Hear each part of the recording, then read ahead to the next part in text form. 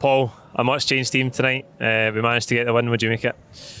It was certainly interesting. Kind of towards the end there, it was. I think the game kind of fairly opened up a bit. Understandably, as you said, it was pretty much our second string team tonight, and but by all accounts, they absolutely left everything on that park.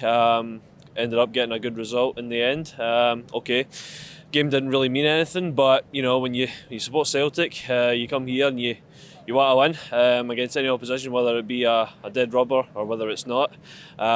So a couple of standouts I thought today. I thought Irigidi played really well. I thought Scales had a pretty good game as well. Shaw, before he went off, thought he was quite solid as well. So overall, can only be pleased with tonight. 9 points in what was a tough group. That's a very respectable tally, isn't it? Oh, very much so, yeah. Considering the fact that when you consider the fact that, well, two teams in particular, Betis obviously tonight, no pushovers, and Leverkusen who are probably kind of one of the favourites to probably go on and do well in the Europa League. So very tough group.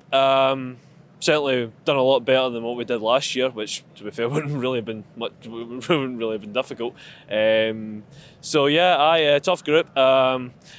So yeah, no, we've done pretty well to kind of get out of it with the amount of points that we have done. You know, 3 wins from, I think it's from 6 games. So yeah, can't really complain about that. You know. See, in the first 60 minutes tonight, even though there was a lot of changes, I thought you could see similar patterns, even though it was a totally different team. And I think that's a sign of the work the manager's doing in it. Oh, without question. I mean, it's like, you know, as I said before, it was your second string team, but I think one of the differences from, you know, last season to this season, I think, is the fact that, you know, no matter who it is that comes into whoever it is that plays, you know, the games this season, everybody knows what their job is, and that's down to good management. It's good coaching. It's down to, you know, the team having a structure and, you know, them knowing exactly what their roles is. I remember a game last season, Cal McGregor came out and said that, you know, they didn't know what they were doing, and after one game, I can't remember what game it was. Might have been Lennon's last game or one of his last games or whatever kind of thing. But I think it's kind of it's a